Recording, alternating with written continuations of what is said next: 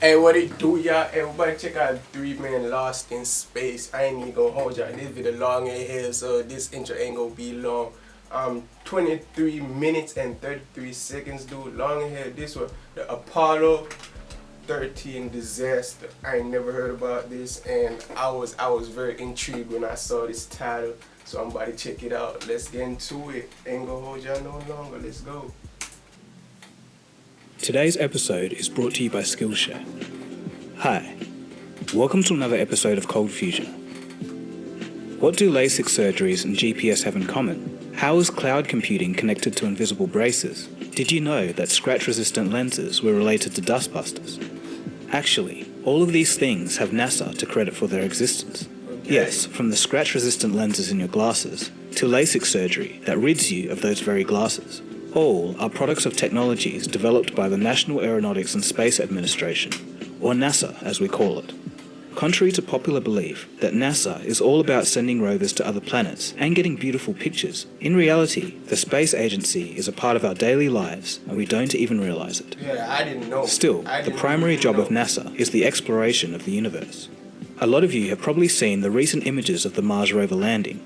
Getting the craft to land on Mars was hard, but it's exponentially more difficult to send humans into space, and getting them back is even more difficult. Radiation, an absence of oxygen and water, escaping the Earth's gravity, and re-entering the Earth's atmosphere are all factors that make space travel extremely perilous. Now, imagine the scale of a disaster if an accident takes place in the void of space. Human lives will be lost in the vast emptiness forever. This almost happened half a century ago, in April of 1970, on Apollo 13. What followed, though, is a marvelous story of human grit, undeterred resolve, on-the-spot innovation, and unshakable perseverance. A true story that is comparable to any edge-of-your-seat sci-fi thriller. You are watching Cold Fusion TV. Bro, I be so shook. I ain't even gonna lie. These dudes are trained. In the early for this 1960s, situation. when the Soviets seemed to be winning the space race by first sending a dog and later a man by the name of Yuri Gagarin to space, the then US President, John F. Kennedy, challenged America to the ultimate goal, to put a man on the moon by the end of the decade. The dream was fulfilled when Neil Armstrong stepped on the moon on July 20th, 1969 for the Apollo 11 mission. Earlier, the Apollo 7, 8, 9 and 10 missions had been sent to the moon, but none of them involved a human landing on the lunar surface. With Apollo 13, NASA wanted to land astronauts in the Fra Mauro area of the moon. This is a geologically tougher landing site and is supposed to have been formed by an asteroid impact. For the Apollo 13 mission, the mission setup of the craft was in 3 parts. The cone-shaped command module, where the 3 men would be for most of the trip. Well, The it's that- spider-like it's formed by asteroids, so if niggas ain't scared them bitches about to fall and try to reform that bitch again and have you split on that motherfucker, like, bro, this shit is dangerous for real, for real. geologically tougher landing site and is supposed to have been formed by an asteroid impact. For the Apollo 13 mission, the mission setup of the craft was in 3 parts. The cone-shaped command module, where the 3 men would be for most of the trip. The spider-like lunar module that would carry 2 of the 3 astronauts to the moon. And lastly, the service module. It was a large cylindrical craft with the main engines and oxygen tanks. During the mission, the service module would orbit the moon and rejoin with a jettisoned capsule that blasted off from the lunar module after the moonwalk was complete. This all had to be perfectly timed, a feat done by 2 onboard guidance computers, one in the orbiting command module and the other in the lunar module. Like the previous 2 Apollo missions, the crew consisted of 3 men. Mission Commander, James Lovell, father of 4 and highly experienced. Command Module Pilot, John Swigert, a last-minute step-in for another astronaut who had been exposed to the measles. And lastly, Lunar Module Pilot, Fred Hayes, a rookie who left his wife and 3 kids on Earth. For a mission being so interesting, no one showed much interest when Apollo 13 took flight at 2:37 p.m. Eastern Standard Time on April 11, 1970. In 3.5 days, the trio would be walking on the moon. Perhaps by now, the last 2 Apollo missions made a walk on the moon seem more like a walk in the park. Even the live telecast of the crew flying through space all the way to the moon wasn't broadcast by major networks. But little did anyone know that within 10 minutes of the completion of the broadcast, something would happen that would pique the interest of the entire world. But for now, things were going well. While travelling at about 40,000 kilometers per hour, the crew would perform an 180-degree turn to dock the lunar module and leave the spent main rocket behind. They were now on their way to the moon. Everything was going smoothly. Quote, "We're bored to tears down here," said Joe, the capsule communicator, at 46 hours and 43 minutes. But unbeknownst to the crew, just a few meters below where they sat, there were some cracked wires next to a highly flammable oxygen tank. At 55 hours and 46 minutes, the crew finished the TV broadcast, in which the rookie Fred Hayes pulled a few practical jokes on his crew. His favourite was to push the repressurization valve, which produces a large banging noise. They were now 322,000 kilometers away from Earth, 4/5 of the way to the moon. At around this time, Jack turned on the fans to stir oxygen tanks 1 and 2 in the service module.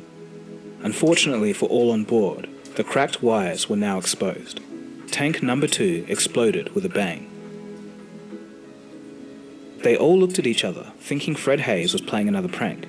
But this time, Fred was just as stunned as the other two. At this moment, the master alarm light and an electrical power failure warning was triggered. "Houston, we have a problem here." These were the famous words that Mission Commander James Lovell reported to Mission Control. Meanwhile, down on Earth, Mission Control couldn't believe what they were seeing. The warning lights indicated the loss of 2 of 3 fuel cells. They were the spacecraft's primary source of electricity. They realized that one oxygen tank was completely empty and the oxygen in the second tank was depleting. The engineers at Mission Control were scrambling to figure out what was wrong. There couldn't possibly be this many failures at once, or the crew would be dead. It's just, you fall back upon your simulation training and you start working the problem, and you work it the best you can.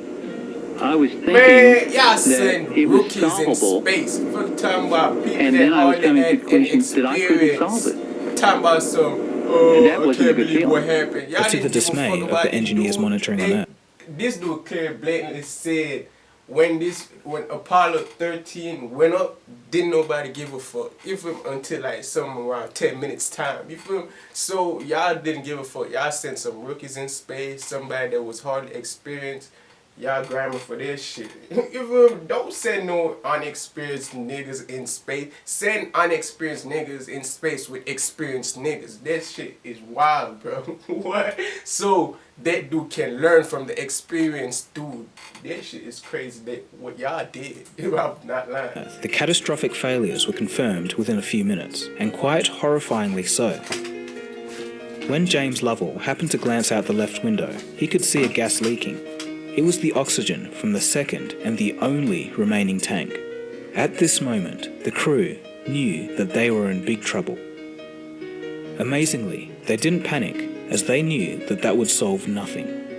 We never panicked, and people often ask me why we never panicked, and the fact is we could have bounced off the walls for about 10 minutes, and when we finished, we'd be back where we started from.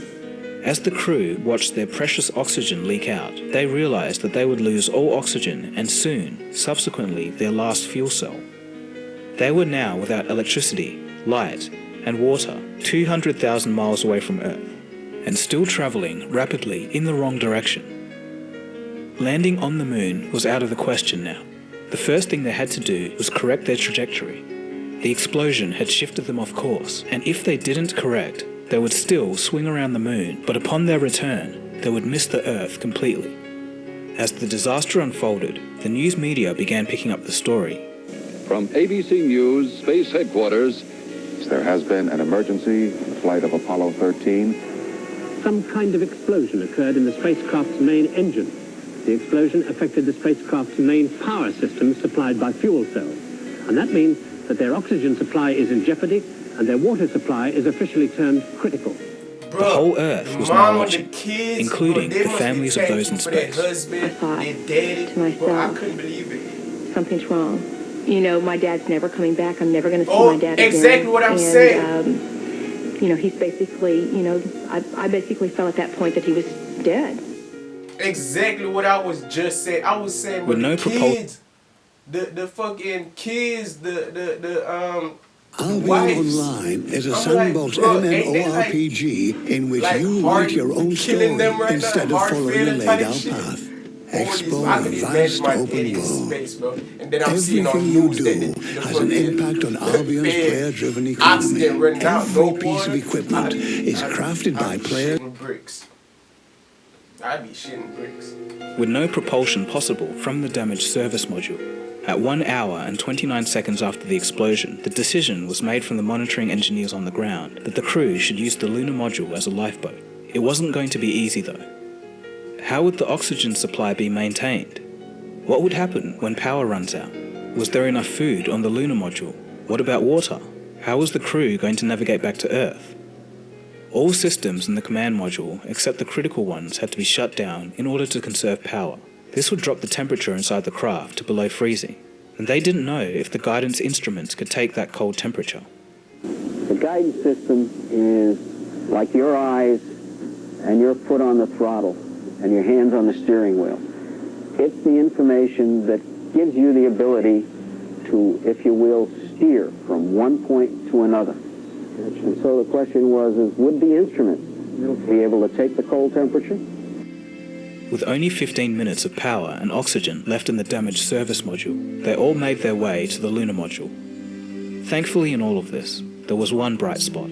Surplus oxygen in the lunar module, but only for a while. It wasn't an ideal situation, but it was going to have to do. LM was a flimsy-looking, spidery-type vehicle. The crew compartment had no amenities whatsoever. It didn't even have seats. The skin of the crew compartment was about 12/1000ths of an inch thick aluminum. That would be like 3 layers of Reynolds wrap put together. You could easily, if you were careless, put your boot or your foot right through that wall. Yes, that's right. If someone moved their foot the wrong way, it could puncture the craft and their oxygen could escape, and they'd all die. Meanwhile, on the ground, the manufacturers of the lunar module were hard at work calculating how long it could support the life of 3 people instead of 2, as it had originally been designed. They calculated 2 days, but how long would it take for them to get home? Nobody knew yet. So the main question still remained: how do you bring the 3 men back home? They had 2 options. The crew could use the main engine to try and get back to Earth as quickly as possible, but run the risk of engine failure. Or they could take an extra 1 to 2 days to use the moon's gravity and fling them back towards Earth. They decided to go for the second option. They were going to go around the moon. This involved using the lunar module's rocket, which was never designed for this purpose, but even less so with the command module still attached. The center of gravity was now completely off, so the controls no longer corresponded to the inputs given. If you tried to turn left, it would pitch up, or if you tried pitching down, it would go to the right. It was like flying a fighter jet, but with all the control labels switched. They had no choice but to try. It's like a whole game. A 35-second rocket burn was carried out to speed up the craft. But the calculations made back on Earth said that they would run out of power and water before coming home. They needed more speed. But how were they going to figure out how to get up to speed? The onboard computer was very primitive. For context, this was a year before Intel had invented the CPU microprocessor. The Apollo computer could only store a few thousand numbers in RAM, and its power was orders of magnitude less than even a basic Nokia phone from decades ago. Because of this reason, all the calculations had to be done on the ground, and the instructions radioed back about when to fire the rocket, at exactly what power level, and for how long. The crew had to copy the instructions precisely before they lost radio contact when they travelled behind the moon. The calculations suggested that a burn of 5 minutes would cut 24 hours off the travel time, but it might not have been enough. After the first hour or so, as we began to gather the data, and we saw those data points, heading down, it became obvious that within, an hour or so that we weren't going to make it at that rate. The biggest power. Bro, I'm going to restart my camera. Hey, I ain't gonna lie with y'all, this shit is serious, dude. It ain't even funny, cause these dudes, they may not be panicking, and they don't want to panic so the other person panic. But inside, bro, and it's crazy for the simple fact that they gotta sit there and wait on reports from Earth while everybody calculating, but how long they gonna take, they gotta, bro, that's fucking crazy, dude. Near-death situations, I ain't never been in one. I ain't never been in a near, I ain't, knock on wood, I don't even want to be in one, to be honest with y'all. But it's crazy. It's crazy, crazy, crazy. Our consumer on the lunar module is the guidance system. Merritt feels it's essential to turn it off, but Lunny and Krantz feel just as strongly it has to stay up and running so the crew can position the ship. Glenn, if we don't get this thing powered down, we're not going to make it. And, of course, Glenn was receptive and said, well, let's see your data. You know, once you looked at the data and the data was coming in, you know, it was obvious we weren't going to make it. They decided to leave the guidance computer on for now and then turn everything off and float to Earth in below freezing temperatures for 3 days. To conserve water, the crew had to cut down their intake to about 1/5 of normal. Worse, they were requested to not eject urine into space so they wouldn't disturb the flight's trajectory. This meant that the crew had to store their waste in bags and practically stop drinking water. They became dehydrated, cold, sleep-deprived, and Fred Hayes developed a bladder infection and then a fever. The other 2 crew members would wrap their bodies around him to keep him warm. They were miserable. By now, the entire world was following the updates of Apollo 13. If I may be serious, I'm pissed.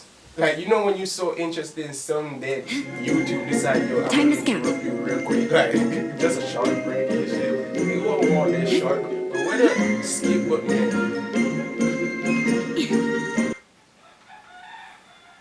If I may be serious for one moment and ask the entire audience for a moment of prayer for the crewmen of the Apollo 13. We'll hold silence for a moment, please.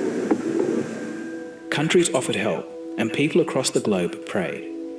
The world watched as a dangerous adventure unfolded, an adventure that wouldn't be paralleled by any other in years to come. But even so, there were even more problems. The 3 men were creating excess carbon dioxide that needed to be expelled or they would suffocate. The lunar module was running out of carbon dioxide filters, but the command module had plenty of spares. The only issue was that the openings of the 2 filters were not compatible, so everyone had to get creative. The problem was that we had these square canisters, and in the lunar module, the receptacle in which you put the CO2 filters was round, because the lunar module used round canisters or filters instead of square ones. So our problem was, how do we connect this square canister to a system that will only accept round filters? With at least 2 more days of the journey still left, the challenge, however, was that Mission Control could only build prototypes, and the actual method had to be built by the crew as per the instructions from the ground. Even just describing the contraption was hard. Thankfully, the crew managed to do so using plastic bags, cardboard, and duct tape. Even after solving the problems of power, water, food, and excess carbon dioxide, the biggest challenge still remained: getting back to Earth. The touchdown was planned for the Pacific, but the craft could land in an unspecified range of hundreds of miles. Re-entry itself was a gamble. Coming home from the moon, you had to come in and hit the atmosphere in a re-entry corridor that was only 2 degrees wide, a pie-shaped wedge, not any less than 5.5 degrees, not any greater than 7.5 degrees. You had to come down that 2-degree wedge. If you came in too shallow, you'd skip out, like skipping a stone on water. If you came in too steep, well, that sudden deceleration would make you a fiery meteor over the sky for a few brief seconds.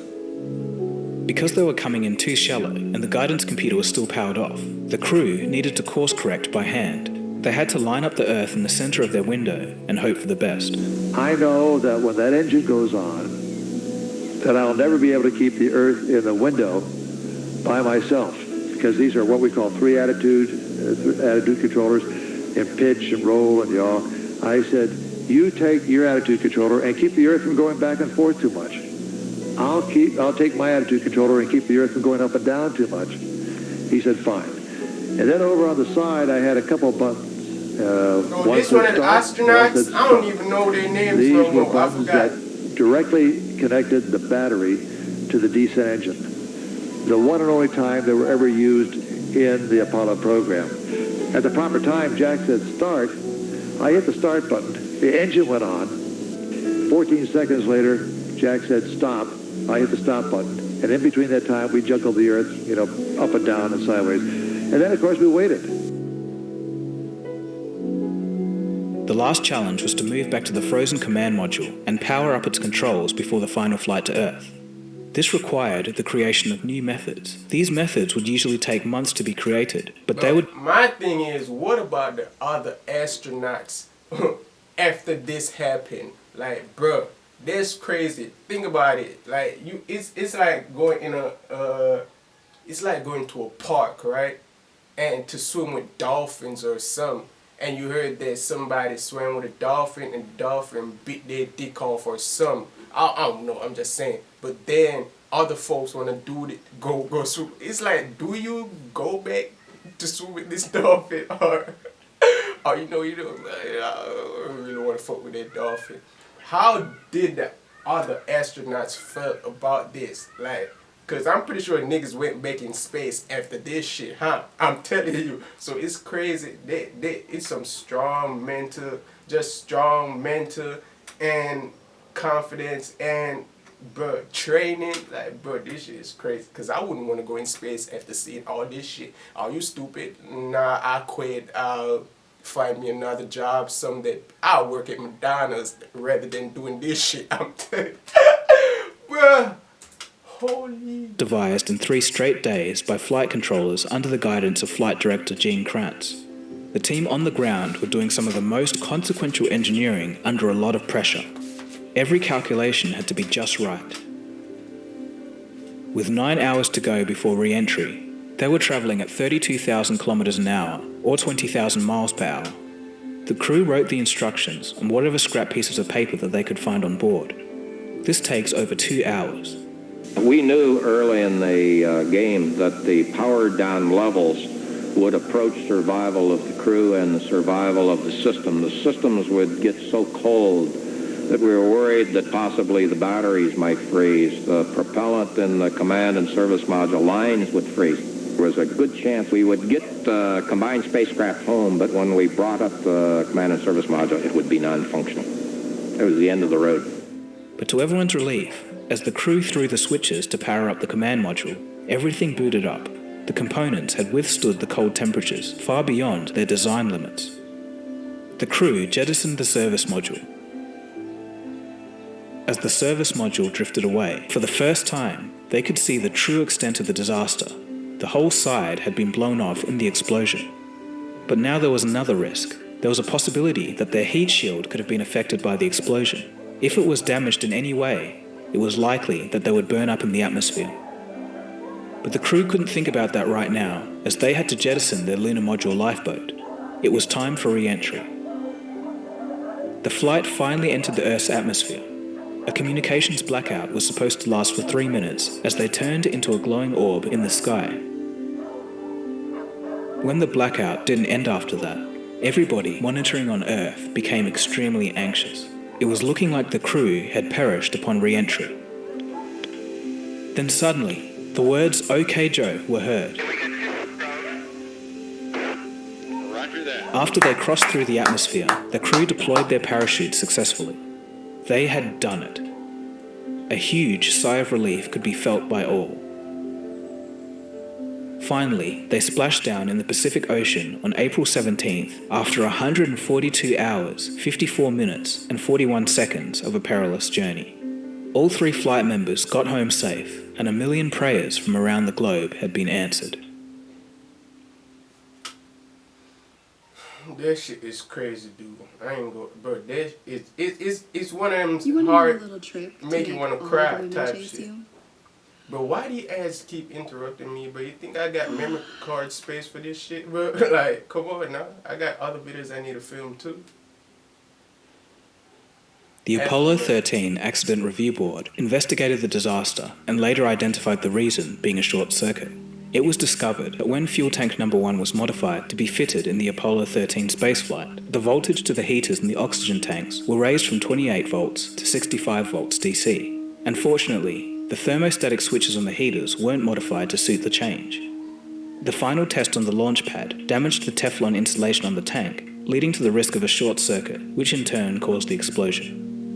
The command module is now kept in the Kansas Cosmosphere and Space Center in Kansas, while the lunar module is believed to have burned up in the Earth's atmosphere. The 3 crew members didn't get a chance to land on the moon again, but mission commander James Lovell became the first person to travel to the moon twice. Even though Apollo 13 couldn't complete its mission of landing on the moon, it's called a successful failure. A successful failure because NASA managed to bring the entire crew safely back to Earth on a damaged spacecraft. The mission gave several lessons to the space agency in terms of engineering and spacecraft design. This ensured future successes of Apollo missions. The story of Apollo 13 showcases the best of engineering and thinking on one's feet. Bringing 3 men back home from 200,000 miles out in space is a story for all time. If you do enjoy this channel... But shout out to these people, bro. I swear to God, because I'm not smart enough to tell y'all to do. I can't even give you... I've been living where I live for a long time, and I know a lot of places, and I don't know a lot of places. And it was one dude that asked me for directions to somewhere that I know. I couldn't even give that dude directions. I was like, bro, drive down there for like... and then turn around. If I could even give this dude directions, because in my head I know where I'm going. If I was driving, I know where I'm going. But the directions now, I'm like, go down there, then turn. You feel? It's like hard in here. So it's crazy that folks can literally do this shit for real. But shout out to everyone that participated and helped these guys made it home, bro. You feel me? Because that's fucking crazy. My heart would have, bro, literally sitting here, I'm fucking in a panic. Not really, because I'm on camera and, you feel me, I'm watching this and they made it home. But I could see myself in a panic in that situation, but I'm not lying. So shout out to the 3 men that stood tall, you feel me, even though they weren't standing at all. But, and the crew members on the ground that helped them, and everybody that put out prayers and stuff, because that shit is crazy. Hey, I see y'all. Peace. I'm on the road to riches driving by ya. Why these niggas want pop my tires? Blue wings got fire. My name on flyers.